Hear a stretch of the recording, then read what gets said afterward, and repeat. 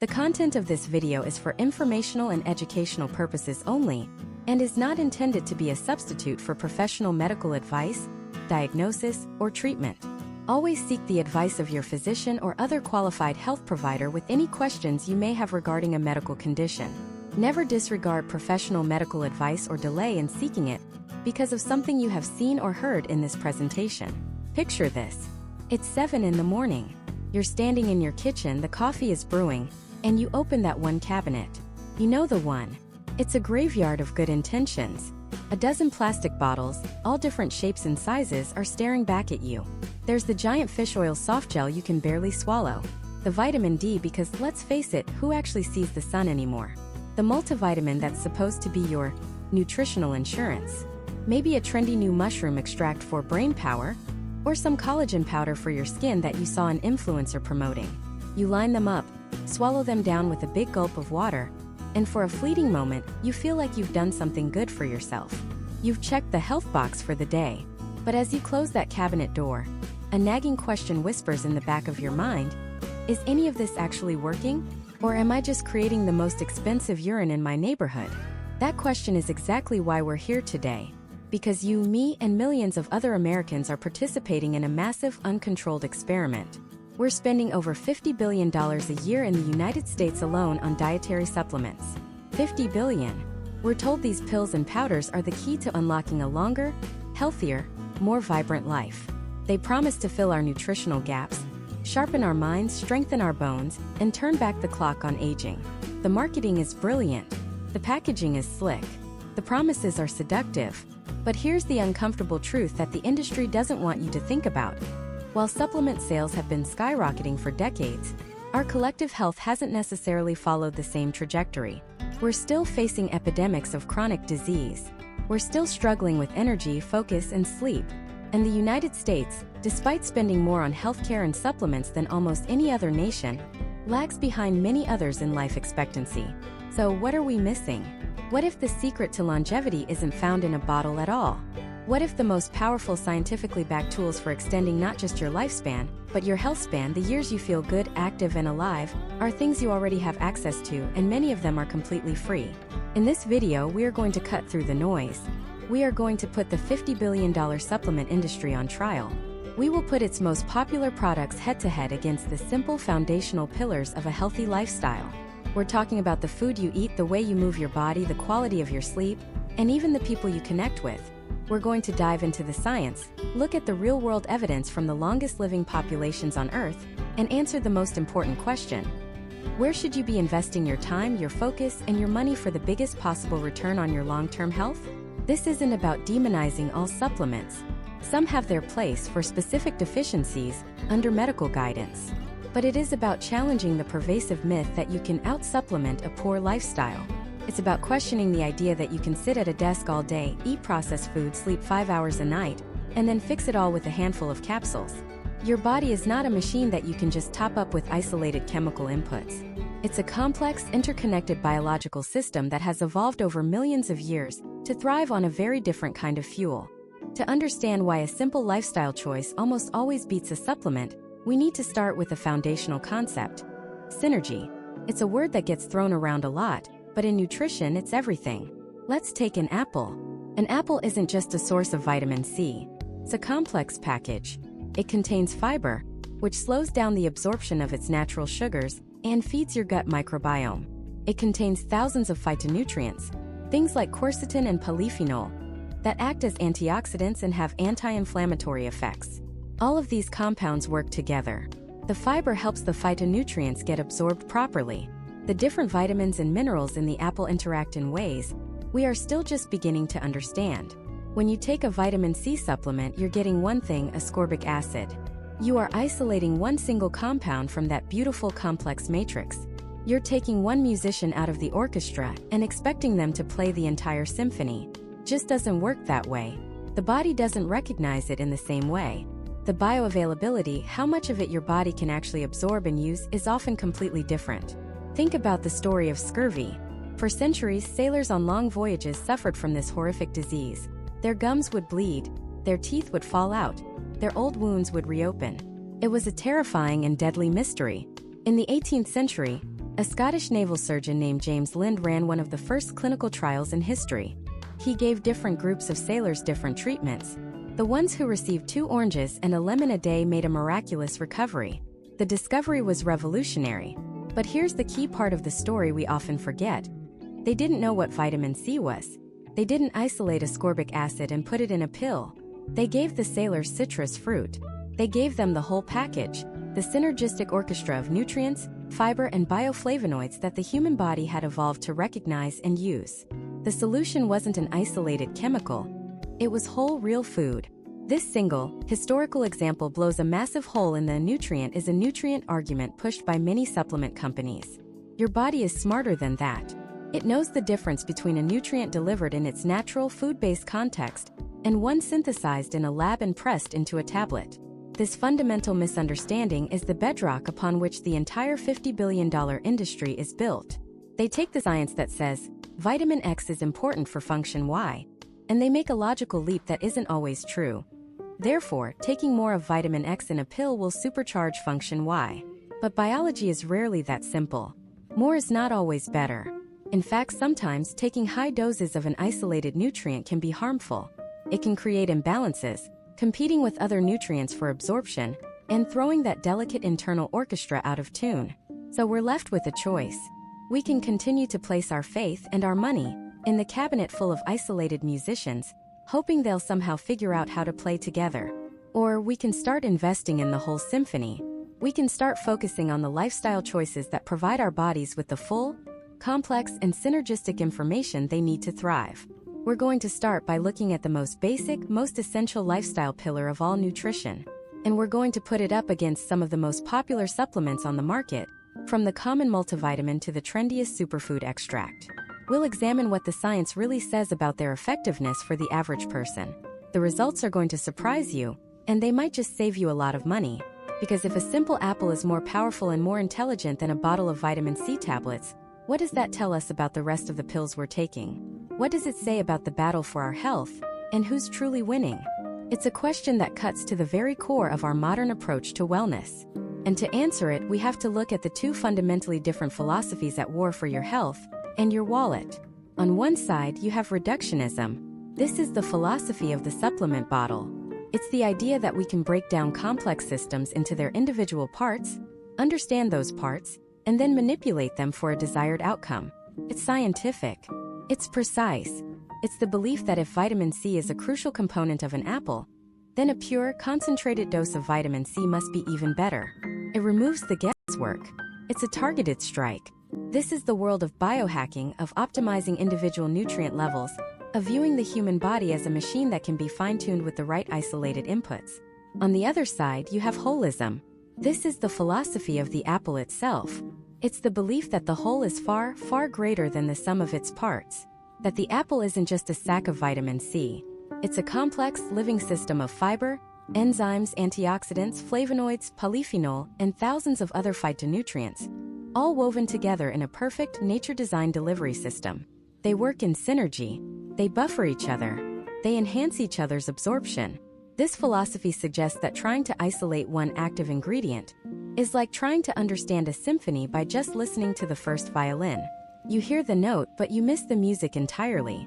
For decades, the reductionist approach has dominated. It's easier to sell. You can put it in a bottle. You can patent a specific extraction process.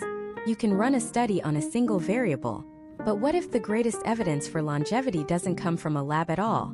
What if it comes from a handful of small scattered communities around the globe where people seem to have forgotten to die? These are the blue zones. Pockets of the world discovered by researcher Dan Buettner and his team, where people not only live to be over 100 at rates 10 times higher than in the United States, but they do so with remarkable vitality. They aren't just living longer. They're living better for longer. And when you look at what they're doing, you find the most powerful case for holism ever documented. Let's travel to Okinawa, Japan, an archipelago once known as the land of the immortals. The traditional Okinawan diet was built on purple sweet potatoes, a humble food packed with antioxidants. They ate a rainbow of vegetables from their gardens, a bit of fish, and a lot of soy like tofu and miso. But if you think their secret was just the sweet potato, you'd be missing the symphony. Okinawans practice something called harahachi biyu. A Confucian teaching that reminds them to stop eating when they're 80% full. A simple built-in practice of calorie restriction. They maintain a moai, a small group of lifelong friends that provide social and emotional support from childhood to old age. And they have ikigai, a profound sense of purpose. For one 102-year-old karate master, his ikigai was carrying on the traditions of his martial art. For a 100-year-old fisherwoman, it was catching fish for her family, which she did every day. It's the diet plus the portion control plus the community plus the purpose. Now let's fly across the world to the mountains of Sardinia, Italy. In the Nuoro province, you'll find the world's highest concentration of male centenarians. These are shepherds who walk 5 or more miles a day over rugged terrain. Their diet is largely plant-based. Whole-grain flatbread, fava beans, chickpeas and vegetables from their garden. They drink a local red wine called Canina, which has 2 to 3 times the level of flavonoids as other wines. But again, it's not just the wine. It's the physical exertion built into their daily lives. It's the intense loyalty to family. Elders are celebrated, living at home, which provides a sense of belonging and purpose that can add years to your life. The stress levels are lower. The social fabric is stronger. It's the wine plus the walk plus the family plus the respect for elders. Then, right here in the United States, we find another blue zone in Loma Linda, California. It's a community of Seventh-day Adventists who live, on average, a decade longer than the typical American. Their secret? Their faith encourages a specific lifestyle. Many follow a plant-based diet, rich in nuts, grains, and legumes. They don't smoke or drink alcohol. They prioritize regular, moderate exercise. And they observe a 24-hour Sabbath, from Friday sunset to Saturday sunset. Think about that. In a culture that celebrates the 24/7 hustle, they have a built-in, non-negotiable weekly appointment with rest, reflection, family, and God. It's a powerful circuit breaker for chronic stress. It's the diet plus the community plus the faith plus the sanctuary of rest. So what's the one magical supplement that all these long-lived people take? The Okinawan purple potato pill? The Sardinian shepherd's wine extract? The Loma Linda nut concentrate? You already know the answer. There isn't one. Their longevity isn't found in a bottle. It's found in their environment. It's the result of dozens of small, interconnected lifestyle factors that support health over a lifetime. You can't take a pill for a strong social circle. You can't swallow a capsule that gives you a sense of purpose. You can't get the benefits of a 5-mile walk through the mountains from a powder you mix with water. This is the inconvenient truth for the reductionist model. It wants to give us the shortcut. We want the shortcut. It's so much easier to believe that the antioxidant benefits of a Mediterranean diet can be condensed into a resveratrol capsule than it is to actually cook fresh meals, build strong family ties, and walk every day. The supplement industry is built on this very human desire for an easy fix. It's a brilliant marketing proposition. Get all the benefits without any of the effort. It plays on our fears of deficiency and our desire for optimization, offering a simple, tangible solution to a complex problem. But biology doesn't seem to care about our desire for convenience. Cares about synergy. Cares about context. Scientists have a term for this, the food matrix. It refers to the intricate structure of nutrients within whole foods. The vitamins, minerals, fiber, and phytonutrients aren't just thrown together randomly. They are organized in a specific, complex architecture. This matrix controls how nutrients are digested, absorbed, and used by your body. The fiber in an orange slows down the absorption of its sugar, preventing a blood sugar spike. The healthy fats in a tomato salad, dressed with olive oil, help your body absorb the fat-soluble antioxidant lycopene. The food matrix is an intelligence that a pill simply cannot replicate. When you isolate a single vitamin, you rip it out of that intelligent matrix. You're left with an orphan nutrient, naked and alone. Your body may absorb it differently, or too quickly, or it may not know what to do with it without its synergistic partners. In some cases, this can create imbalances. A high dose of isolated zinc, for example, can interfere with copper absorption. This is why the apple, with its modest dose of vitamin C embedded within its native food matrix, often outperforms the high-potency vitamin C tablet in studies looking at actual health outcomes. The apple is a team. The tablet is a soloist. And in the complex orchestra of the human body, the team almost always wins. So, if the blue zones prove that a holistic lifestyle is the undisputed champion of longevity, have we all just been duped? Are the tens of billions of dollars we spend on supplements every year just a colossal waste? A tribute to clever marketing preying on our hopes and fears?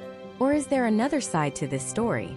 Is there a time and a place where the reductionist approach isn't just useful but absolutely critical? What happens when the food matrix is compromised by modern farming, or when our own bodies, due to age or illness, can no longer extract what they need from food alone? That is where the battle between lifestyle and supplements gets truly interesting. This shift from a nutrient-rich past to a calorie-rich but nutrient-questionable present is at the heart of the debate. Consider the humble tomato. Studies comparing nutritional data from the mid-20th century to today suggest a noticeable decline in minerals like calcium, iron, and magnesium in many of our fruits and vegetables. This isn't some conspiracy. It's a documented phenomenon often called the Great Nutrient Decline. Why is this happening? It's a complex cocktail of factors. Modern agricultural practices have, for decades, prioritized yield, pest resistance, and shelf life. We've bred crops to grow bigger, faster, and travel farther. A tomato that can survive a cross-country truck journey without turning to mush is a commercial victory. But in the silent genetic trade-off for that sturdiness, we may have deprioritized the very things that make the tomato a nutritional powerhouse. The soil itself is another character in this story. Traditional farming involved rotating crops and allowing fields to lie fallow, replenishing their mineral content naturally. Modern industrial agriculture, however, often pushes the land to its limits, season after season. While fertilizers can replace the big three, nitrogen, phosphorus, and potassium, they don't always replenish the vast array of trace minerals and micronutrients that are vital for both the plant's health and our own. So the food matrix, that beautiful complex structure we talked about, is still there. But it's like a meticulously built house where the builders have started using cheaper wood and thinner drywall. It looks the same from the outside, but the foundational integrity has been subtly compromised. You can eat the perfect diet, full of colorful plants, but you may not be getting the same nutritional bang for your buck that your grandparents did. Now let's turn the camera around. Let's look away from the farm and look into the mirror. Because the second and perhaps more profound challenge isn't just about the food we eat, but about the body that's doing the eating.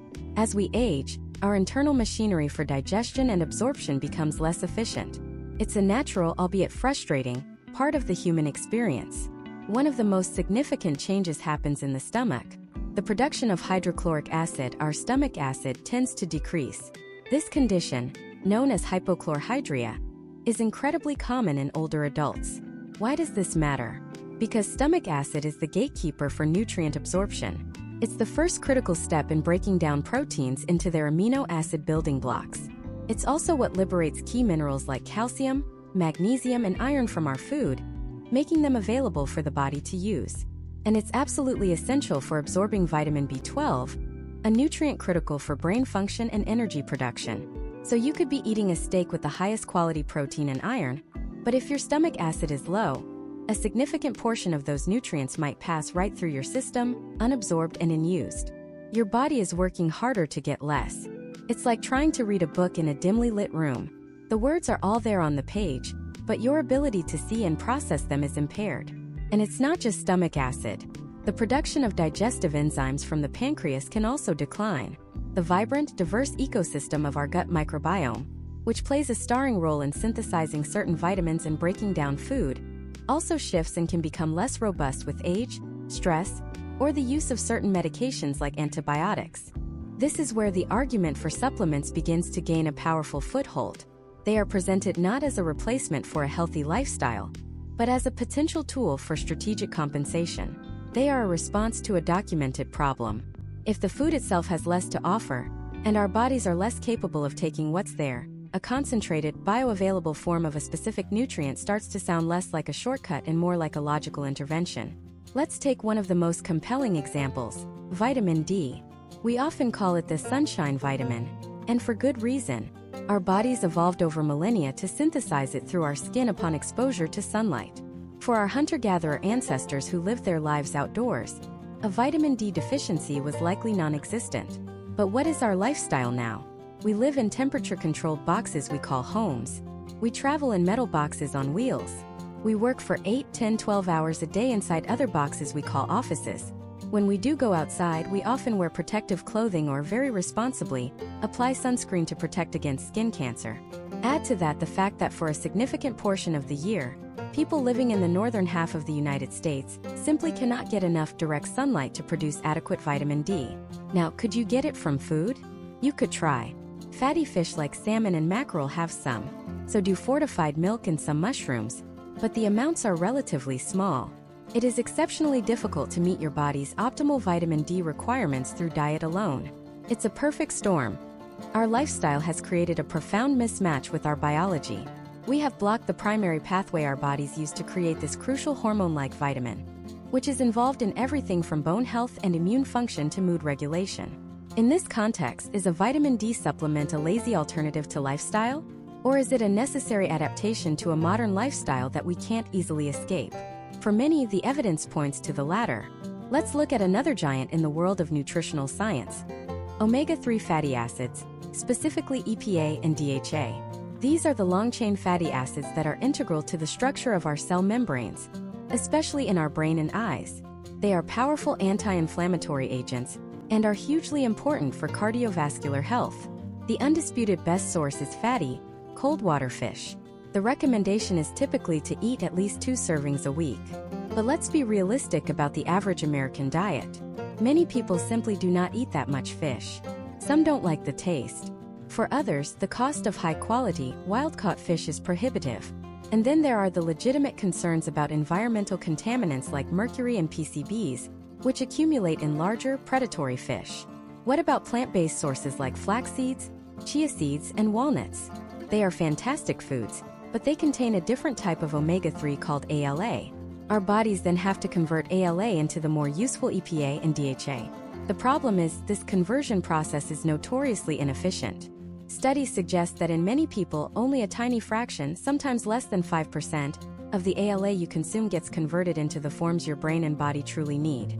So once again, we have a gap. A gap between what our biology requires for optimal function and what our modern diet and practical realities provide. A high-quality, purified fish oil or algae-based omega-3 supplement can be seen as a direct, efficient way to bridge that gap, delivering the specific compounds the body needs without the conversion issues or contaminant concerns. This isn't about finding a magic pill to replace a plate of wild salmon or a sun-drenched walk in the park. The food matrix and the lifestyle experience are always superior.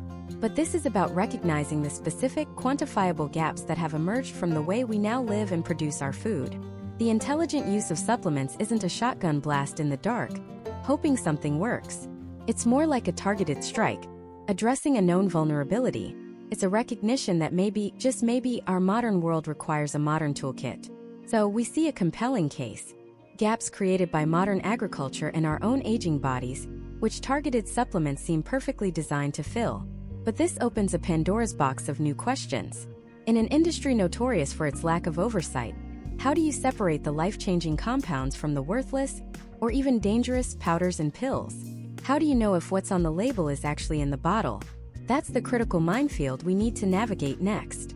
The first step in navigating this minefield is to accept a simple, yet unsettling truth. Trust is a currency you cannot afford to spend freely. In the world of supplements, trust must be earned, verified, and constantly reevaluated. The default position isn't trust, it's skepticism. Because when a company puts a product on the shelf, they are not bound by the same rigorous prove it works and is safe first standard as pharmaceutical drugs. The burden of proof unfairly falls on you, the consumer. So where do we begin? We begin with the most fundamental question of all. Is the stuff in the bottle what the label claims it is? This isn't just about efficacy, it's about safety.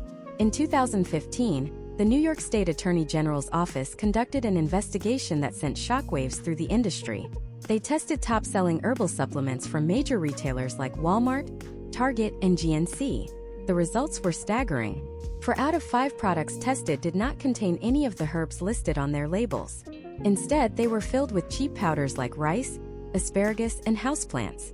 In some cases, they found ingredients that were potential allergens, completely unlisted on the label.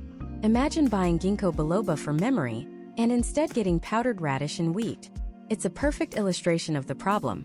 You're not just wasting money, you could be actively consuming things you don't want, or worse, things that could harm you. This is where the concept of third-party testing becomes your single most powerful tool. Think of it as an independent audit. A company can make all the claims it wants about its own quality control, But a third-party certification means they voluntarily sent their product to an outside lab to be scrutinized.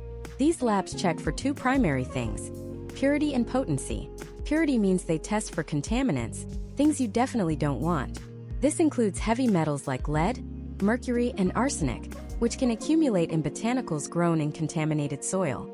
It also includes microbes, mold, and other toxins. Potency means they verify that the active ingredient is present in the amount the label claims. If the bottle says 500 milligrams of vitamin C, is there actually 500 milligrams in there? Or is it 200? Or none? There are three major seals of approval you should burn into your memory: NSF, USP, and ConsumerLab.com. The NSF, or National Sanitation Foundation, has a specific Certified for Sport program, which is one of the most rigorous. They not only test for purity and potency, but also screen for over 270 substances banned by major athletic organizations. This is crucial because contamination with a banned substance, even in trace amounts, could end an athlete's career. For the average person, it's a powerful indicator of a company's commitment to clean manufacturing. Then there's the USP, the United States Pharmacopoeia.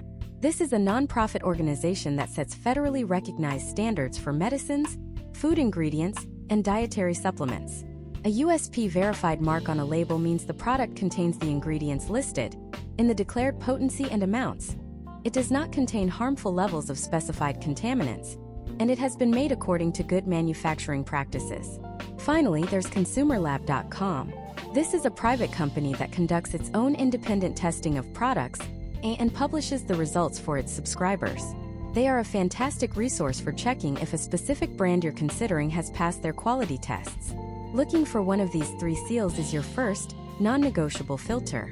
It doesn't guarantee the supplement will give you the health benefit you're looking for, but it provides a baseline assurance that what you're putting in your body is, at the very least, what it claims to be, and it's not contaminated. But let's say you find a product that's been third-party tested. It's pure. It's potent. You've cleared the first hurdle. The next hurdle is far more subtle and complex: bioavailability.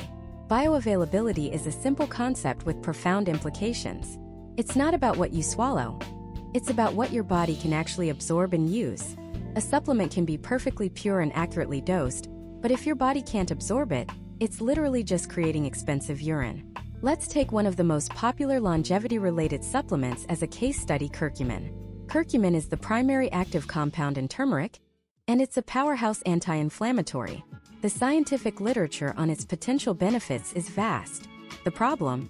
On its own, curcumin has terrible bioavailability. It's rapidly metabolized by the liver and intestinal wall.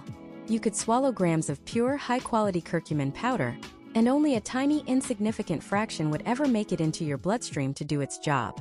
It's like trying to water your garden with a fire hose from a mile away. Most of it evaporates before it ever reaches the plants. This is where formulation becomes critical. Smart supplement companies know this, and they use various techniques to solve the absorption problem. The most common method you'll see is the inclusion of piperine, the active compound in black pepper. Studies have shown that piperine can increase the bioavailability of curcumin by up to 2,000%. It essentially acts as a key, holding the door open long enough for the curcumin to pass from your digestive system into your bloodstream.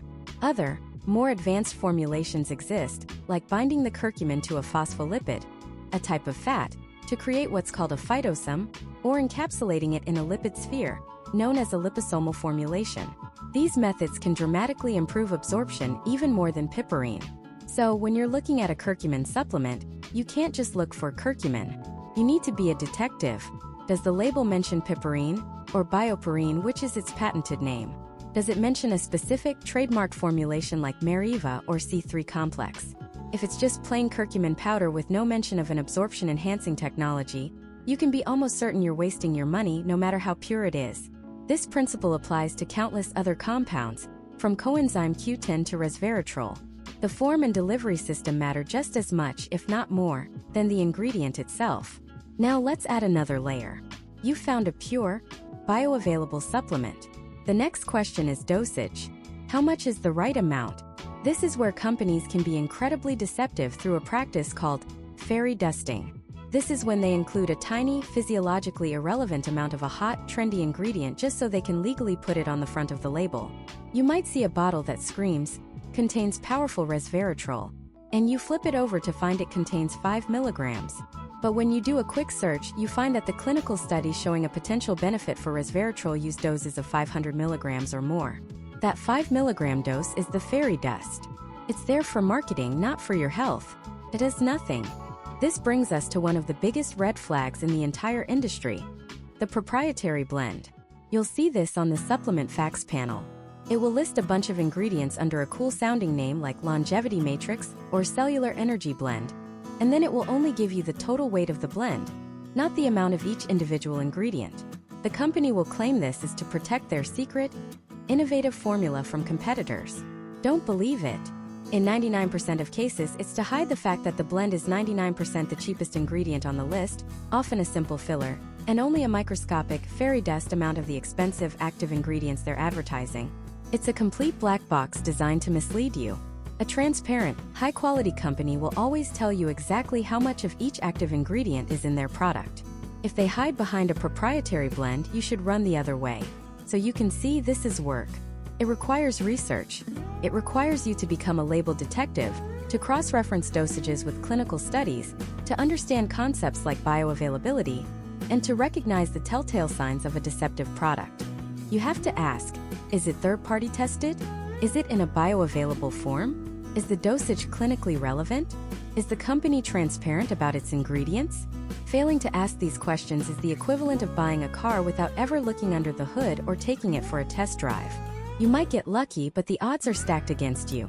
And after all that effort, after you've spent hours researching and dollars buying what you believe to be a high-quality product, you're still only at the starting line. Because you've only answered the question of, is this a quality supplement? You haven't yet answered the most important question of all. Is this a supplement I should even be taking in the first place? So let's say you've done your homework. You've found a pure, potent, bioavailable and properly dosed supplement from a transparent company. You've navigated the minefield. The next question is, which supplements are actually worth considering? Which ones have the most robust scientific evidence behind them for promoting longevity? We'll separate the hype from the science, starting with the foundational molecules our bodies can't live without. Let's start with one of the most studied and frankly one of the most common deficiencies in the modern world, vitamin D. Often called the sunshine vitamin, this isn't really a vitamin at all. It's a prohormone that our skin synthesizes when exposed to sunlight. For millennia, this system worked perfectly. Our ancestors spent their days outdoors. But today, we live in offices, houses, and cars. We wear sunscreen, which is critical for skin cancer prevention, but also blocks UVB rays necessary for vitamin D production. The result is that a massive portion of the US population, some estimates suggest over 40%, has insufficient levels. Why does this matter for longevity? Because we've discovered vitamin D's role goes far beyond bone health. Yes, it's essential for calcium absorption, but it's also a master regulator of our immune system. It helps turn key genes on and off, and studies have shown strong correlations between adequate vitamin D levels and a reduced risk of various chronic illnesses that are hallmarks of aging. It plays a role in mood regulation, muscle function, and cellular growth. When your body doesn't have enough of this crucial hormone, hundreds of fundamental processes can be compromised, creating a low-level, chronic drag on your overall health and resilience. It's like trying to run a complex piece of software with a critical line of code missing. Things might work, but not optimally. For this reason, many experts in the longevity space consider vitamin D supplementation a foundational first step, especially for those living in northern latitudes or with limited sun exposure. The goal isn't to achieve superhuman levels, but simply to restore what our modern, indoor lifestyle has taken away. And a quick but important side note. When talking about vitamin D, we have to mention its partner, vitamin K2. Think of them as a team. Vitamin D helps you absorb calcium into the bloodstream, but vitamin K2, particularly the -7 Malawian Quatches form, acts like a traffic cop, directing that calcium into your bones and teeth where it belongs, and keeping it out of your arteries and soft tissues where it can cause calcification and cardiovascular problems. Supplementing high doses of D without ensuring adequate K2 intake may be counterproductive. They work in synergy, a common theme we'll see in biology. Next, let's move from the sun to the sea and talk about omega-3 fatty acids. Specifically, the two superstars, EPA and DHA. These are essential fats, meaning our bodies can't produce them efficiently, so we must get them from our diet. The primary source is fatty fish like salmon, mackerel, and sardines. The problem is, the standard American diet is tragically low in these healthy fats and overwhelmingly high in another kind, omega-6, found in vegetable oils and processed foods. The historical human diet had a ratio of omega-6 to omega-3 of maybe 2 to 1 or even 1 to 1. Today it's closer to 20 to 1. This imbalance is a massive driver of chronic, low-grade inflammation. And inflammation is now recognized as a central pillar of aging itself, so much so that scientists have coined the term inflammaging. This constant, smoldering fire inside our bodies contributes to nearly every age-related disease, from heart disease and arthritis to neurodegeneration. Omega-3s, particularly EPA, are potent anti-inflammatory agents. They work at a cellular level to cool this fire down. DHA, on the other hand, is a primary structural component of our brain and the retina of our eye. It's literally the physical building block for our cognitive hardware. Maintaining high levels of DHA is associated with better brain function, memory retention, and a lower risk of age-related cognitive decline. So when we talk about omega-3s, we're not just talking about heart health, we're talking about extinguishing the inflammatory fires of aging and preserving the very structure of our brain.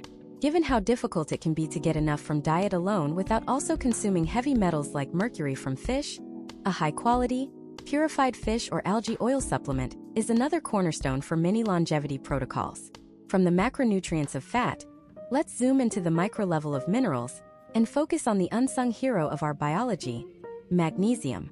If your body were a car, magnesium would be the spark plug.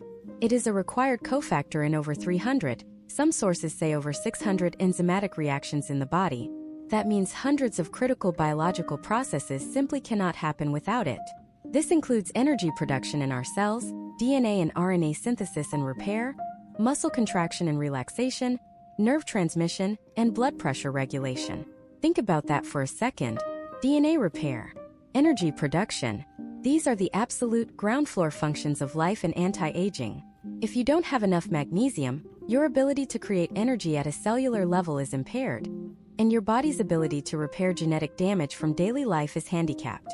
This is a direct pathway to accelerated aging.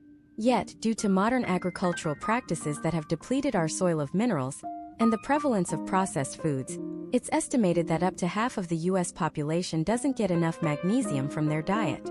Chronic stress also depletes our magnesium stores at a rapid rate. This creates a vicious cycle. Stress burns through magnesium, and low magnesium makes us less resilient to stress. Supplementing can be a simple way to break this cycle. And not all magnesium is created equal.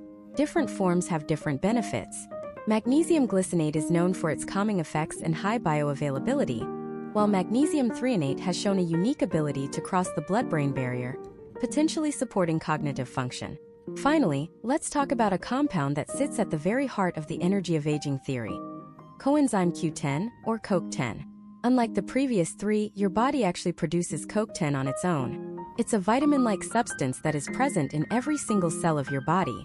Its primary job is inside our mitochondria, the tiny power plants within our cells that convert food and oxygen into the energy currency of life, called ATP. CoQ10 is an essential component of this energy production line. Without it, the whole process grinds to a halt. Here's the critical link to longevity. As we age, our natural production of CoQ10 begins to decline, starting as early as our 20s and dropping significantly after age 40. This decline in CoQ10 is a major reason why our cellular energy levels drop as we get older.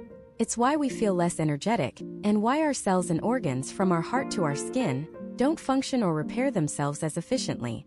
A heart, for instance, is a massive energy consumer, packed with mitochondria, and is highly dependent on CoQ10. Furthermore, CoQ10 is also a powerful antioxidant, protecting those very mitochondria and our cellular membranes from the free radical damage generated during energy production. It's both a worker on the energy assembly line and the security guard protecting the factory. This age-related decline is also exacerbated by a very common class of drugs: statins, used to lower cholesterol. Statins work by blocking a pathway that is also used to produce CoQ10, which can deplete levels even further. For these reasons, supplementing with CoQ10, particularly the more bioavailable ubiquinol form, is a strategy aimed at directly refueling our cellular power plants, pushing back against that characteristic energy decline of aging. These four, vitamin D with K2, omega-3s, magnesium, and CoQ10, form a foundational stack for many people interested in longevity. They're not exotic, headline-grabbing molecules. They are about restoring deficiencies created by our modern environment and supporting the most fundamental, well-understood biological processes that are known to decline with age: immune regulation, inflammation control, enzymatic function, and cellular energy production. This is about ensuring your body has all the basic tools it needs to run its own internal maintenance and repair programs effectively. But what happens when we move beyond just fixing deficiencies? What about the molecules that promise not just to support, but to actively turn back the clock on cellular aging? We're talking about activating our body's own longevity genes. That's where the science gets truly exciting, and where we venture next. Inside every one of our trillions of cells, there exists a team of elite guardians, a set of proteins that act like the CEOs of our cellular health. They are called sirtuins. Think of them as a highly skilled 24/7 maintenance crew for your entire body. Their job description is immense. They patrol our DNA, repairing breaks and ensuring the genetic code is read correctly. They manage inflammation, keeping it from spiraling out of control. They fine-tune our metabolism, helping our cells convert fuel into energy efficiently. When sirtuins are active and on the job, our cellular systems run with the precision of a Swiss watch. They are, in a very real sense, the physical manifestation of our longevity genes in action. They are the managers that execute the orders to keep us youthful and resilient. But here's the critical catch. This elite maintenance crew doesn't work for free. They require a specific form of payment, a specific type of fuel to do their job. That fuel is a molecule called NAD+, or nicotinamide adenine dinucleotide. Without NAD+, sirtuins are essentially powerless. They're a fleet of state-of-the-art repair trucks with empty gas tanks, sitting idle in the garage while the city's infrastructure crumbles. NAD+ is the gasoline. It's the energy currency that allows the sirtuins to get to the site of DNA damage, to regulate that metabolic pathway, to quiet that inflammatory fire. And this reveals one of the central, and perhaps most frustrating plot twists in the story of human aging. As we get older, our natural levels of NAD+ plummet. It's a dramatic decline. Some studies suggest that by the time you reach age 50, your NAD+ levels may be half of what they were when you were 20. By age 80, they could be as low as 1% of youthful levels. This isn't just a number on a chart. It has profound consequences. It means our master regulators, our cellular CEOs, are being systematically defunded. The maintenance crew is being laid off one by one, precisely when the accumulated wear and tear of life means we need them most. This decline in NAD+ is now considered by many scientists to be one of the key hallmarks of aging, a fundamental reason why things start to go wrong. So, the billion-dollar question that has electrified the longevity field is this: if declining NAD+ is a core driver of aging, what if we could restore it? What if we could refill the tank? This is where the headline-grabbing supplements, NMN and NR, enter the scene. NMN stands for nicotinamide mononucleotide, and NR stands for nicotinamide riboside. Both are what scientists call precursors to NAD+. They are essentially the raw materials, the component parts, that our cells can easily convert into finished usable NAD+. The idea is remarkably straightforward. By providing the body with an abundance of these building blocks, you can encourage it to rebuild its depleted NAD+ stores, effectively rehiring that cellular maintenance crew. The initial evidence, primarily from animal studies, was nothing short of stunning. In laboratory mice, researchers at Harvard and other institutions found that supplementing with these NAD+ precursors led to a cascade of remarkable effects. Older mice given NMN or NR saw their NAD+ levels rebound to that of much younger mice. Their metabolism improved, they had more energy and endurance, their blood vessel health was restored, and they even showed signs of improved DNA repair. Some studies even pointed towards a modest extension of lifespan. It looked like they had found a way to turn back the clock, at least in rodents. Of course, the all-important question is, does this translate to humans? The human research is much younger, and we must be much more cautious in our interpretation. We don't have decades-long studies yet, but the early results are compelling. Multiple high-quality human clinical trials have now demonstrated unequivocally that supplementing with NR or NMN does successfully and safely increase NAD+ levels in the body. The precursors work. They get into our system and they raise the levels of this critical molecule. The next question is, does raising the levels do anything beneficial? Here, the evidence is still building, but it's pointing in a positive direction. Studies have suggested potential improvements in muscle function and endurance, especially in older adults. Others have indicated better insulin sensitivity, which is crucial for metabolic health. Some research has shown a reduction in markers of systemic inflammation. It appears that by refueling our sirtuins, we may be able to support some of the same systems that decline with age. Now, this is where we have to inject a healthy dose of nuance, because the world of NAD+ supplements is not without its debates and complexities. For years, a scientific debate has raged. Which precursor is better, NMN or NR? For a long time, the argument was that NR was small enough to enter cells directly, while the larger NMN molecule had to be converted into NR first. Then, a study identified a specific transporter that could, in theory, pull NMN directly into cells, shifting the debate again. The truth is, the jury is still out, and both have human studies supporting their ability to raise NAD+ levels. To make matters even more complicated, recent regulatory changes by the FDA in the United States have created uncertainty around the future of NMN as a dietary supplement, shifting the landscape for consumers and manufacturers. This is a fast-moving field, and what is true today might be a footnote in a textbook tomorrow. This rapid evolution of the science is a critical reminder. These are not magic pills. We are in the early innings of understanding their long-term effects in humans. But what's perhaps most fascinating, and what ties this entire conversation together, is how these supplements intersect with lifestyle. What else, besides a pill, can raise NAD+ levels and activate our sirtuins? The answers might surprise you. Intense exercise, caloric restriction, intermittent fasting, periods of heat and cold stress.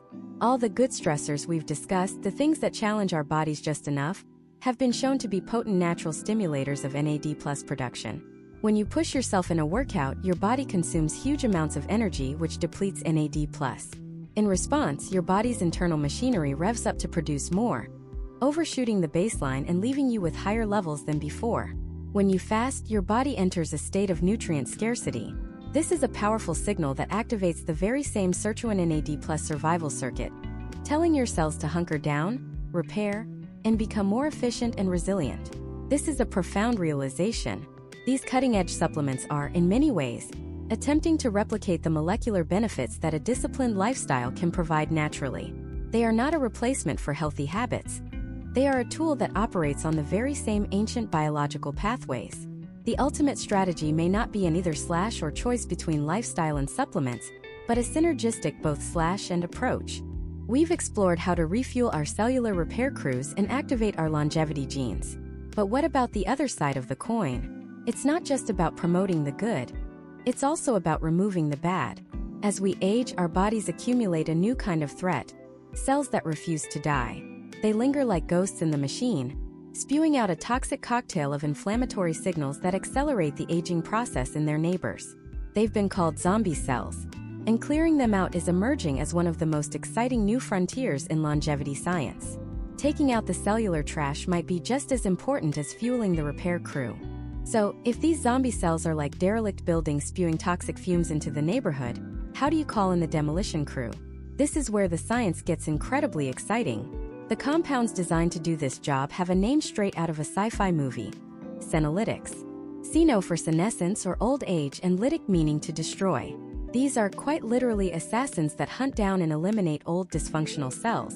Think of it like a highly targeted smart bomb. A senolytic compound is able to recognize a senescent cell, often by a specific protein marker on its surface, and then trigger that cell's self-destruct sequence, a process called apoptosis. The healthy, functioning cells next door? They're left completely untouched. The senolytic flies right past them. It's a level of precision that was once purely theoretical. Now, this is where the lifestyle versus supplements debate gets fascinating. Because while pharmaceutical companies are racing to develop powerful, synthetic senolytic drugs, nature might have gotten there first. It turns out, some of the most potent senolytic compounds ever discovered are hiding in plain sight, in the produce aisle of your grocery store. Take quercetin, for example. It's a flavonoid that gives color to foods like onions, capers, apples, and kale. For years, we knew it was a powerful antioxidant. But recent research has shown it has a remarkable ability to act as a senolytic, encouraging those zombie cells to self-destruct. Another one is fisetin, found in high concentrations in strawberries, apples, and persimmons. In animal studies, giving aging mice fisetin periodically not only cleared out a significant portion of their senescent cells, but also extended their lifespan and their health span, the period of life spent in good health. The idea that you could, in essence, weed your body's cellular garden by eating certain foods or through targeted supplementation is revolutionary. It reframes our diet not just as fuel, but as a form of biological maintenance. But the research world is taking it a step further. One of the most famous clinical study cocktails combines that plant-based quercetin with a repurposed cancer drug called dasatinib. This D plus Q combination has shown in early human trials that it can significantly reduce the burden of senescent cells in people with certain age-related conditions. Now, this is incredibly important. This is not a recommendation. This is cutting-edge, experimental science happening in controlled clinical settings. But it illustrates the sheer power of this approach. By clearing out these inflammatory cells, researchers are observing improvements in everything from lung function to physical mobility. Why? Because they're turning down the volume on that constant low-grade fire of inflammaging. When senescent cells are gone, they stop spewing their inflammatory signals. The chronic body-wide inflammation that gums up our joints, stiffens our arteries, and clouds our brains begins to subside. It's like finally silencing a blaring alarm that's been going off in the background of your life for years. You didn't even realize how much energy it was draining until it was gone. Taking out the cellular trash isn't just about cleaning up. It's about restoring peace and order to the entire system. But clearing out the bad actors is only half the battle. A city can demolish its derelict buildings, but if its power plants are failing, it still won't function. And inside every one of your trillions of cells you have tiny power plants. They're called mitochondria, and their health is arguably one of the most critical and most overlooked factors in how we age. Mitochondria are the reason you can breathe, think, and move. They take the food you eat and the air you breathe and convert them into the universal energy currency of the body, a molecule called adenosine triphosphate, or ATP. Over 90% of the energy your body uses is generated by these microscopic engines. When you're young and healthy, your mitochondria are numerous, efficient, and robust. They're like brand new high-performance power stations churning out clean, reliable energy. But as we age, a crisis unfolds. Our mitochondria start to decline. This isn't a small, insignificant change. It's a fundamental driver of the aging process. The number of mitochondria per cell decreases. The ones that remain become damaged and dysfunctional. They get less efficient at producing ATP, leading to an energy deficit at the cellular level. This is why we feel less energetic as we get older. It's not just in your head, it's in your mitochondria. Worse, as they become dysfunctional, they start to run dirty. A healthy mitochondrion is like a clean-burning natural gas plant. An old, damaged one is like a sputtering coal factory, spewing out smoke and pollution. This pollution comes in the form of reactive oxygen species, better known as free radicals. These are highly unstable molecules that ricochet around inside the cell, damaging DNA, proteins, and fats. This damage, in turn, creates more mitochondrial dysfunction, which creates more free radicals. It's a vicious, self-perpetuating cycle of decline that accelerates aging. So, the billion-dollar question is, can we stop this? Can we not only protect our existing mitochondria but actually build new, healthy ones? The answer, incredibly, is yes. And the most powerful tool for doing this isn't found in a pill or an injection. It's movement. Specifically, a certain type of movement seems to be a magic bullet for mitochondrial health: high-intensity interval training, or HIIT. When you push your body to its limits for a very short period, say sprinting for 30 seconds, you create a massive energy demand. Your cells scream out for more ATP than the existing mitochondria can provide. This acute stress sends a powerful signal deep into your cellular command center. The signal activates a master genetic switch called PD-1 alpha. Think of PD-1 alpha as the foreman of a mitochondrial construction crew. When it gets activated, it shouts orders to the rest of the cell. We need more power. Build more power plants now. And the cell responds. It triggers a process called mitochondrial biogenesis, the creation of brand new, healthy, efficient mitochondria. Studies at the Mayo Clinic have shown that just a few months of interval training can reverse decades of age-related decline in mitochondrial function, even in older adults. Their cells didn't just stop declining, they started to look and function like the cells of people decades younger.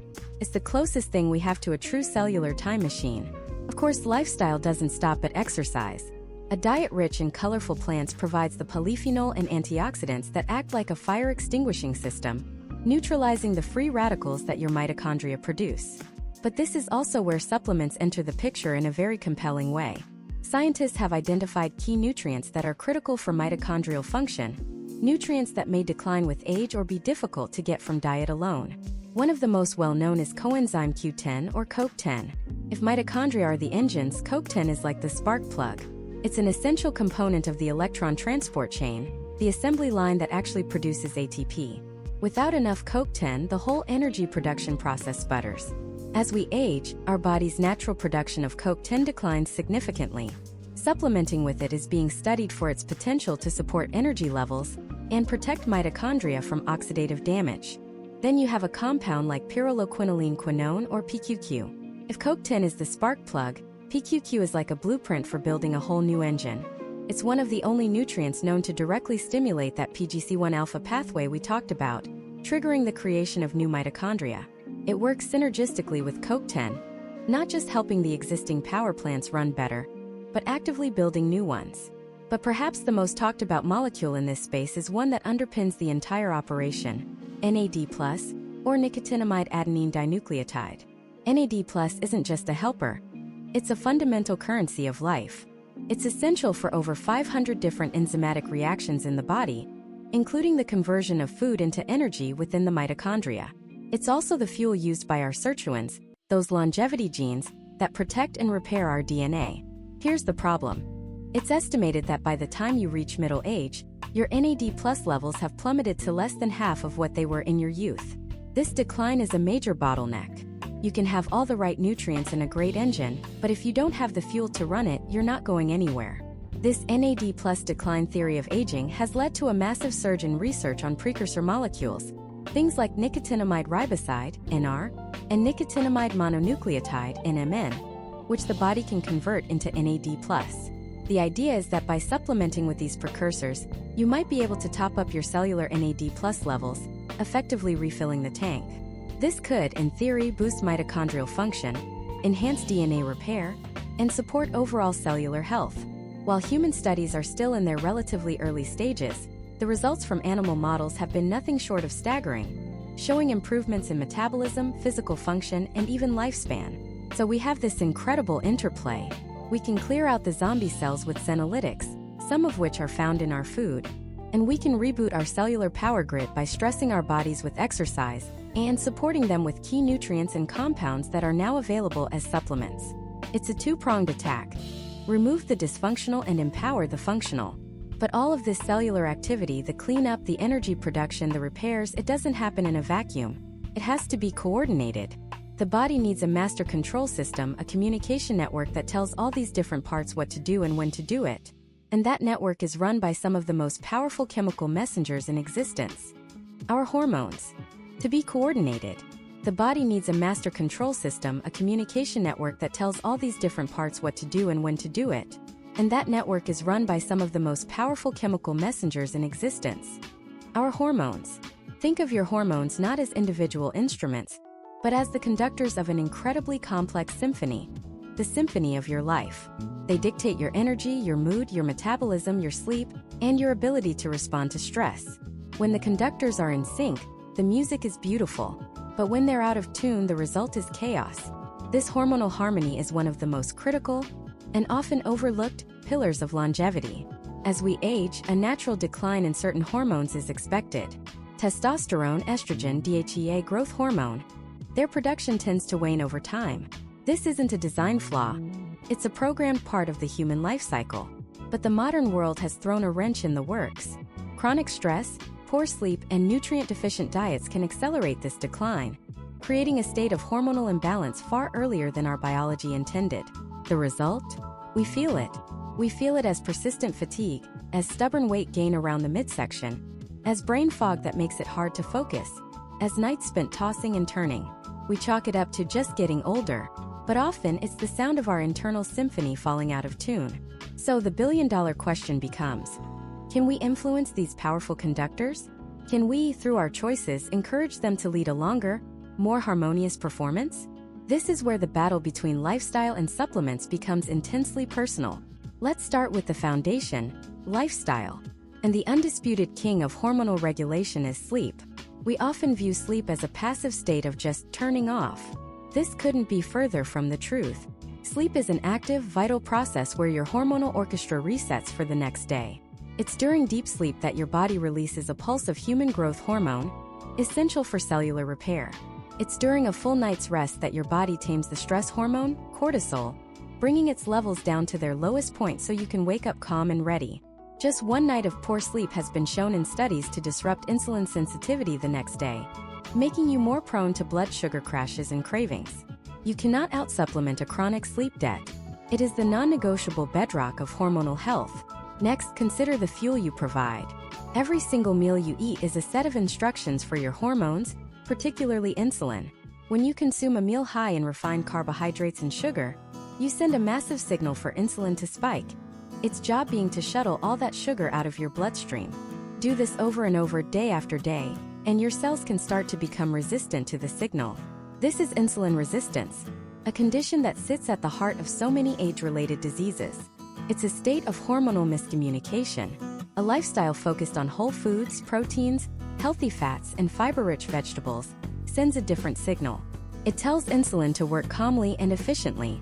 It promotes stable blood sugar, which in turn leads to stable energy, stable moods, and a hormonal environment that fosters health, not chaos. Then there's movement. Exercise isn't just about burning calories. It's one of the most potent ways to speak directly to your hormones. Resistance training, lifting weights, bodyweight exercises, sends a powerful signal to your body to produce hormones like testosterone and growth hormone, messengers that tell your body to build and maintain metabolically active muscle. This is a signal of vitality.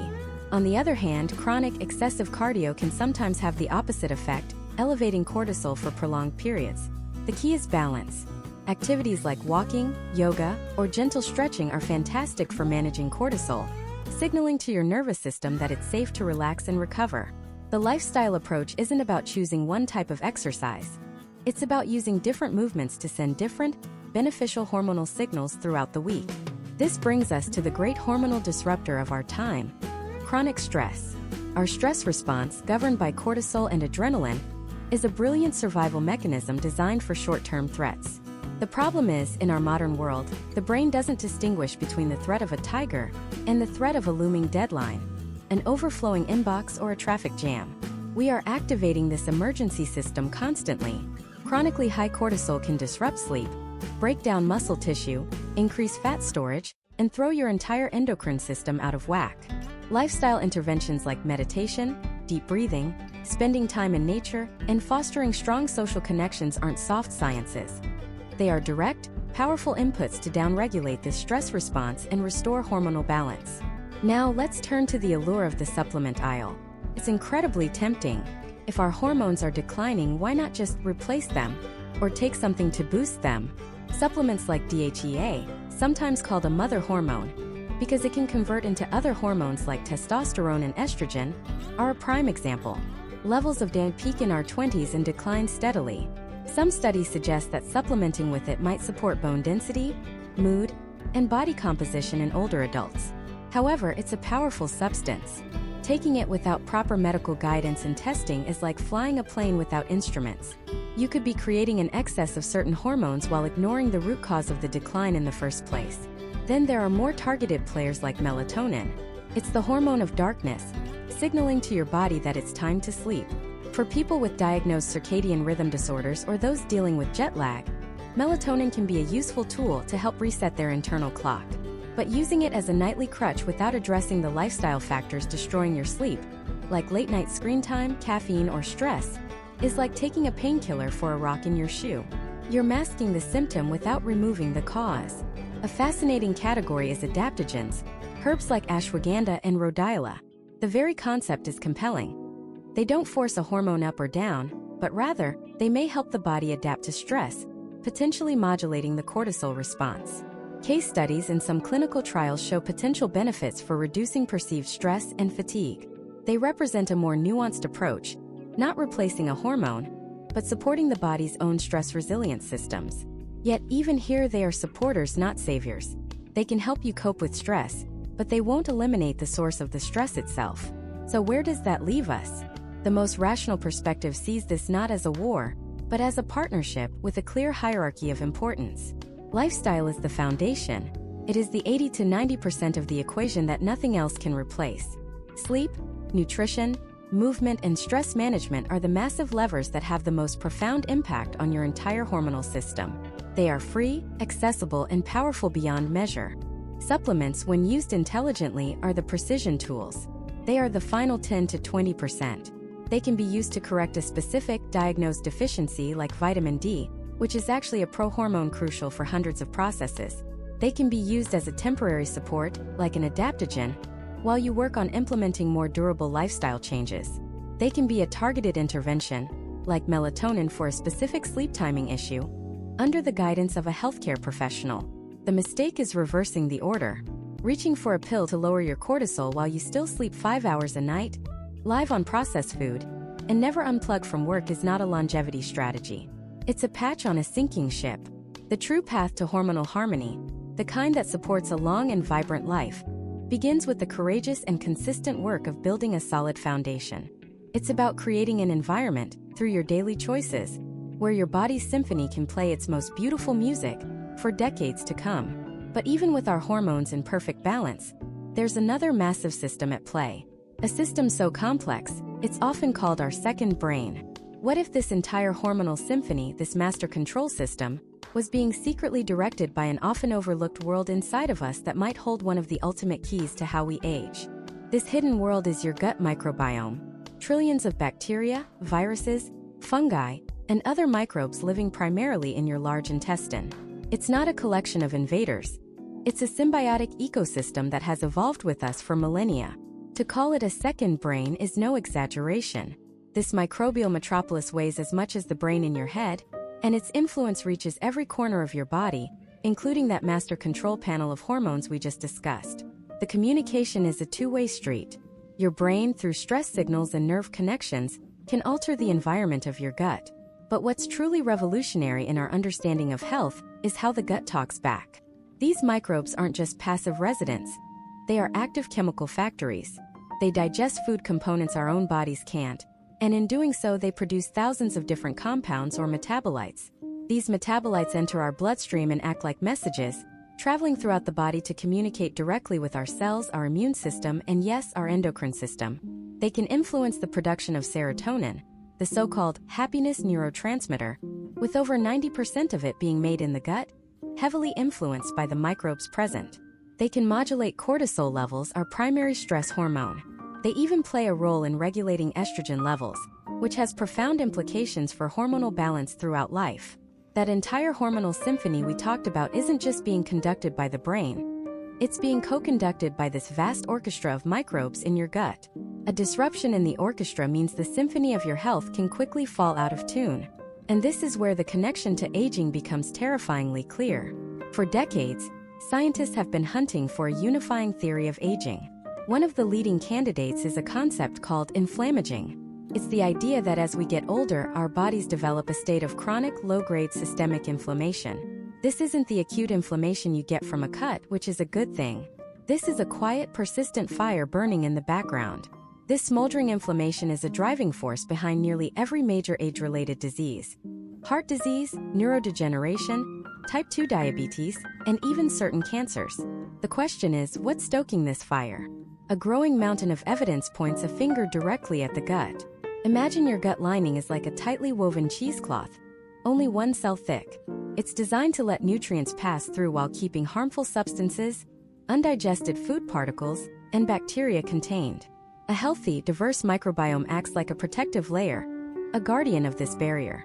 It produces compounds that nourish the gut lining and keep those cellular junctions tight. But when this ecosystem is thrown out of balance, a state called dysbiosis, the bad bacteria can proliferate. They produce inflammatory compounds, and the integrity of that gut wall begins to break down. The cheesecloth gets holes in it. This is what you might have heard called leaky gut. Now, bacterial fragments, most notably a potent inflammatory molecule called lipopolysaccharide, or LPS, can leak from the gut into your bloodstream. When your immune system detects LPS in the blood, where it absolutely should not be, it sounds the alarm. It mounts an inflammatory response. But because the gut is constantly leaky, the alarm never turns off. This is the smoldering fire of inflammaging, fueled by a compromised gut. This isn't just theory. Studies looking at the microbiomes of centenarians, people living to 100 and beyond in good health, reveal a fascinating pattern.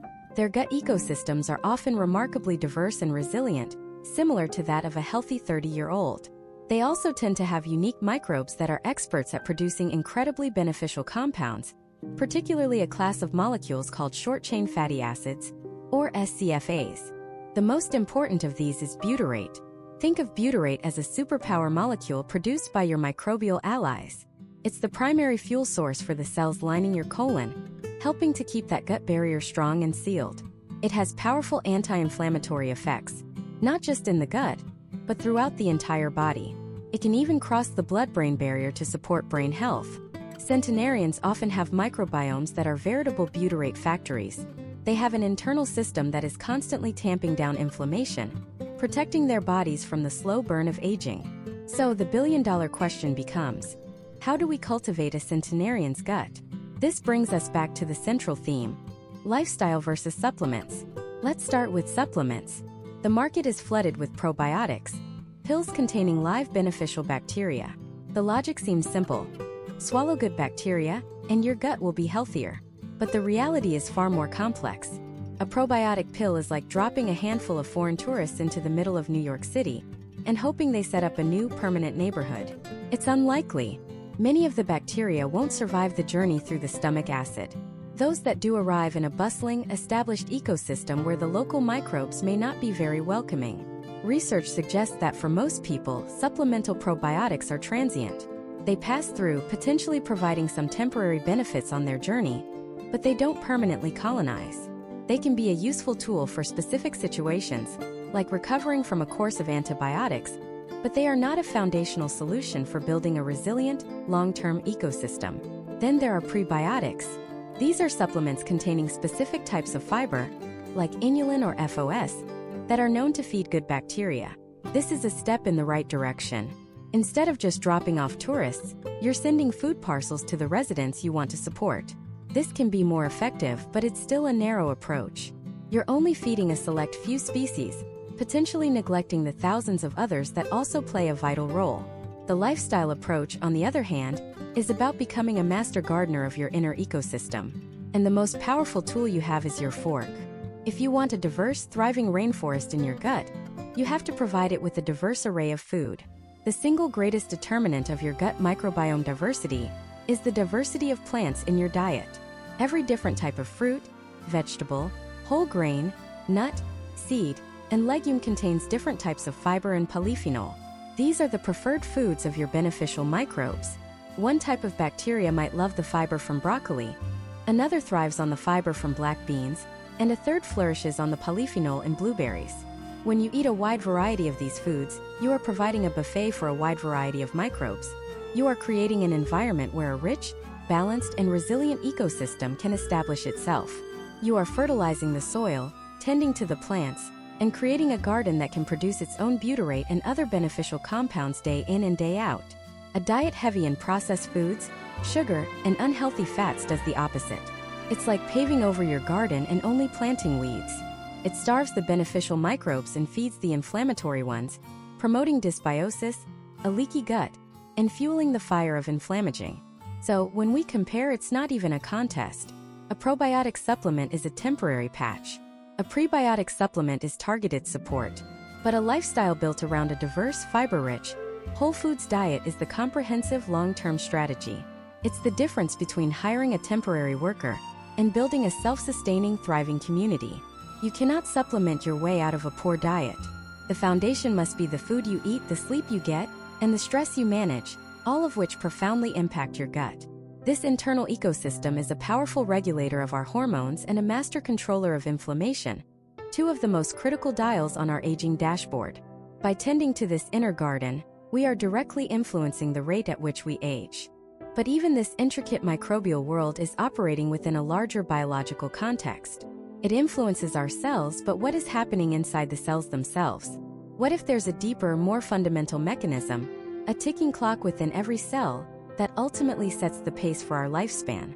A clock that operates on a level that even the most perfect gut microbiome can only influence, not fully control. This is the Hayflick limit, a concept that fundamentally changed our understanding of aging. It's the discovery that most human cells don't divide forever. They have a finite number of divisions, a built-in countdown. And the mechanism behind this countdown? Tiny protective caps on the ends of our chromosomes called telomeres. Imagine your DNA as a pair of shoelaces. The telomeres are the little plastic tips, the aglets on the ends. Their job is to protect the vital genetic information within the shoelace from fraying and unraveling every time a cell copies itself. But here's the catch. With each and every cell division, a tiny piece of that plastic tip gets worn away. The telomere gets shorter, and shorter, and shorter, until it reaches a critically short length. At that point, the cell gets a signal. It's a danger signal. To continue dividing with such frayed, unprotected DNA would risk catastrophic errors, mutations that could lead to cancer. So the cell does the safe thing. It enters a state of retirement. It's not dead, but it's not alive in the way it used to be. It stops dividing. This is cellular senescence. Now, a few senescent cells here and there isn't a big deal.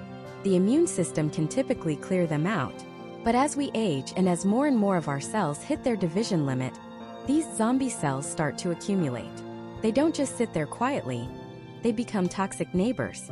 They start spewing out a cocktail of inflammatory molecules that damage the healthy, youthful cells around them. This chronic, low-grade inflammation, sometimes called inflammaging, is a hallmark of nearly every age-related disease. Arthritis, heart disease, neurodegeneration, you name it. So this is the fundamental clock. It's not about cholesterol or gut bacteria in isolation. It's about the very mechanics of cellular replication. It begs the ultimate question. Can we do anything about it? Can we slow down the shortening of our telomeres? This is where the entire debate between lifestyle and supplements comes into sharp, final focus. Let's start with lifestyle, the foundation. What accelerates the shortening of these biological fuses? The number one culprit is chronic stress. The stress hormone, cortisol, when chronically elevated, has been observed in studies to be corrosive to telomeres. It's like pouring a mild acid on those plastic shoelace tips, making them wear down faster with every step. Oxidative stress, the cellular damage caused by poor diet, pollution, and lack of sleep, acts in the same way. It's a constant assault on our cellular integrity, forcing cells to repair and divide more often, and speeding up the countdown with every cycle. Conversely, what protects them? The evidence points overwhelmingly to the very same lifestyle pillars we've discussed. Intense exercise, for instance, has been shown to be associated with longer telomeres, possibly by reducing inflammation and boosting the body's natural antioxidant defenses. A diet rich in antioxidants from colorful plants helps neutralize the oxidative stress that damages DNA. And practices like meditation and mindfulness, which are proven to lower cortisol levels, can quite literally give your telomeres a break from the corrosive bath of stress hormones. So lifestyle isn't just about feeling good. It's not just about managing weight or blood pressure. It's about directly intervening in one of the most fundamental processes of aging. You are actively protecting the integrity of your genetic code with every healthy meal, every workout, every deep breath you take to manage stress. You are the custodian of your own cellular clock. But then there's the other side of the coin, the world of supplements. If telomeres shorten, isn't there an enzyme that can lengthen them? There is. It's called telomerase, and it's often called the immortality enzyme. Telomerase has the remarkable ability to add back those lost bits of DNA to the ends of chromosomes, effectively rebuilding the telomere. It's most active in our stem cells and during embryonic development, allowing for the rapid cell division needed to build a human being. In most of our adult cells, however, telomerase activity is turned way down. This is a safety feature, because there's one other type of cell that famously reactivates telomerase to achieve a form of immortality: a cancer cell. By switching telomerase back on, cancer cells can bypass the Hayflick limit. They can divide endlessly, ignoring the normal stop signals, leading to tumor growth. This is the profound biological dilemma. The very enzyme that could potentially reverse a key aspect of aging is also a tool used by one of our deadliest diseases. And this is where the supplement industry has stepped in, with compounds marketed to activate telomerase. Extracts from the astragalus root, for example, have been studied for their potential to stimulate this enzyme. The idea is tantalizing. Could you take a pill that tells your cells to start rebuilding their own clocks? This is the absolute cutting edge. and it's where we must be incredibly cautious. While some initial studies are intriguing, we are in uncharted territory. What is the right dose? How do you ensure you're only activating telomerase in healthy cells and not, for instance, in a precancerous cell that you don't even know is there? Artificially flipping this powerful switch could carry unforeseen consequences. It's the biological equivalent of trying to hotwire a supercar. You might get it to start, but you might also burn the whole thing to the ground. So where does that leave us? After this journey through diet, exercise, stress, gut health, and now the cellular clock itself, what is the final verdict in the case of lifestyle versus supplements? The answer is that the question itself is flawed. It's not a versus, it's a hierarchy. Lifestyle choices are the non-negotiable, indispensable foundation of the pyramid. They are the proven, time-tested, and safe way to influence all the pathways of aging, including the rate at which your telomeres shorten. Eating a whole foods diet, moving your body, getting deep sleep, and managing your stress. These are the actions that create a system-wide environment of resilience. They reduce the damage that forces the clock to tick faster in the first place. You cannot supplement your way out of a poor lifestyle. You can't take a pill to activate telomerase and hope it will counteract the damage from chronic stress and a diet of processed food. The biological noise from that lifestyle is just too loud. Supplements, especially those on the frontiers of aging like telomerase activators, are the very tip of that pyramid.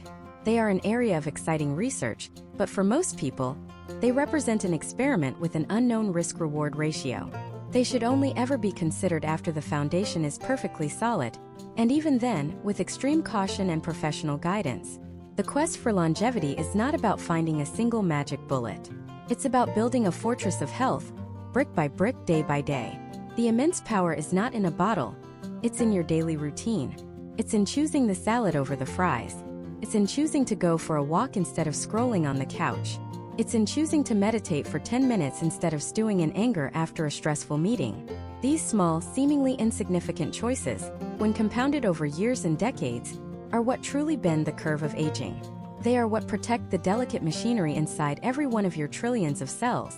The ultimate goal isn't just to add more years to your life, but to add more life, more vitality, more health to your years.